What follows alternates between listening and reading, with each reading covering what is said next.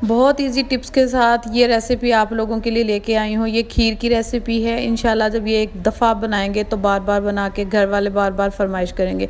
किसी भी पार्टी में, किसी भी ओकेजन पे अगर आपने मीठा बनाना है तो ये रेसिपी ज़रूर ट्राई कीजिएगा। इजी बिजी घर की चीज़ों से है, ना तो आपको किसी लजीजा खीर का डब्बा डालना पड़ेगा, ना ही आपको कोई इसमें खोया डालना पड़ेगा। ये घर की चीज़ों से तैयार होगी, सिर्फ दूध और चावल से ये खीर। और ये देखें कितनी लेज़दार बनी है और कितनी मज़े की लग रही है।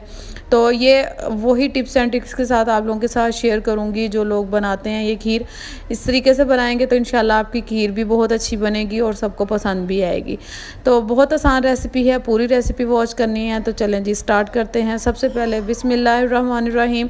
तो हमने ले लेना है जी चावल। मैंने 1 कप चावल के लिए थे। कब मैं अब आगे आपको दिखा देती हूँ। ये मैंने भिगो के साफ़ करके अच्छे से इनको रख दिया था 1 घंटे के लिए। अच्छा, यहाँ पे मेरे पास 2 किलो दूध है। 2 किलो दूध को मैंने पकने के लिए, उबलने के लिए रख दिया था। ये सिर्फ बॉयल आया था और मैंने सिर्फ चूल्हा स्लो कर दिया था। ठीक है, अब इसके अंदर हम जो भिगे हुए चावल हैं उनका पानी निकाल देंगे और वो चावल इसके अंदर ऐड कर देंगे।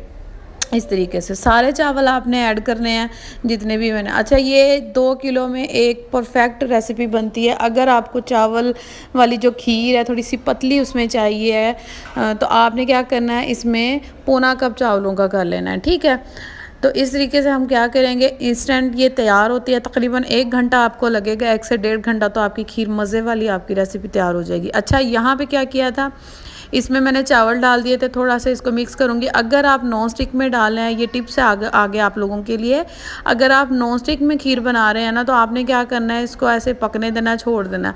लेकिन मैं इसमें बना रही हूँ ये, ठीक है, ये वाला पतीला या कढ़ाई जो होती है उसमें अगर बनाते हैं तो आपको चम्मच बार बार हिलाना पड़ेगा। ठीक है, इलायची डाली है मैंने, 2-3 दाने इलायची के डाल दिए थे। उसके बाद मैंने आधा कप चीनी डाली है। अच्छा, ये परफेक्ट मीठा जाता है, ना ज़्यादा होता है ना कम होता है। आधा कप मैंने उसमें डाल दिया था। वो जब पक चुकी थी ना, तकरीबन 20% से 30% पक चुकी थी, उसके बाद मैंने चीनी ऐड की थी उसमें। अब वो मैंने पकने के लिए छोड़ दिया। इधर हम ये वाला स्टेप कर रहे हैं। आधा कप चीनी डाल के मैंने कैरेमल बनाया। इसके अंदर मैं थोड़ा सा दूध ऐड करूँगी जब इसका कलर इस तरीके का ब्राउन हो जाएगा। ठीक है, इससे क्या होगा, कैरेमल का टेस्ट भी आएगा और दूसरा हमें खोया डालने की ज़रूरत नहीं पड़ेगी। जैसा कलर हमें ब्राउन चाहिए, पका हुआ जैसे खोए का कलर होता है, तो इस तरीके से हमारा खीर का कलर आएगा। अब ये देखें, मैंने इसमें थोड़ा सा दूध डाल दिया। दूध डालने के बाद आपने इसको हिलाना नहीं है वरना आपका स्पैचुला टूट जाएगा। आपने इसको यहीं पे छोड़ देना है। जैसे ही ये कैरेमल गर्म होगा, क्योंकि दूध ठंडा था, तो ये कैरेमल अपना पैंदा बिल्कुल छोड़ देगा फ्राई पैन को। ठीक है, तो ये बिल्कुल दूध के अंदर मिक्स हो जाएगा ये जो कैरेमल बना है। ठीक है, ये जैसे ही मिक्स होगा, ये देखें मिक्स हो चुका है। अब इसको हम खीर में ऐड कर देंगे।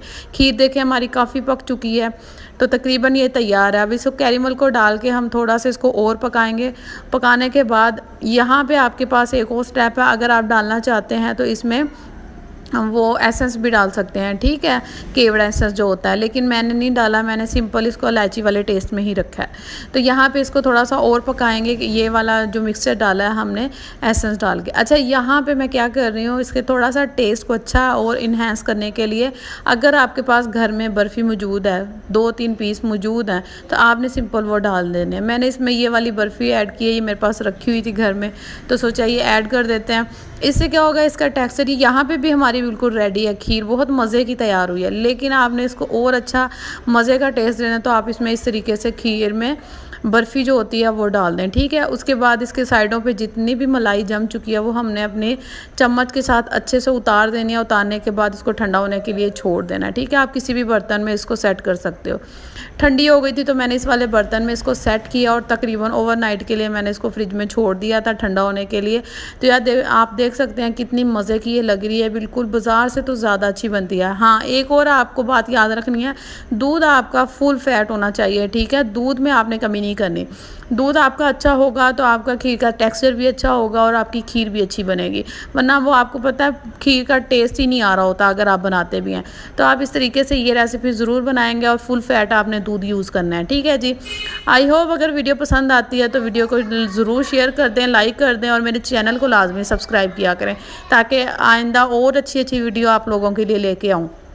इसके अलावा मेरी कोई सी भी वीडियो आपने देखनी है या कोई सी भी रेसिपी आप चाहते हैं कि मैं आप लोगों के साथ शेयर करूं, तो मुझे कमेंट बॉक्स में ज़रूर बताया करें, ठीक है जी। और इंस्टाग्राम पे भी मुझे फॉलो करना है, उसका दोनों का टिकटॉक का लिंक डिस्क्रिप्शन बॉक्स में आपको मिल जाएगा। आई होप वीडियो पसंद आई होगी, पसंद आए तो लाइक शेयर करें, दुआ में याद रखें। मिलते हैं नेक्स्ट वीडियो में, अपना ख्याल रखिएगा। फ़ी अमानिल्लाह।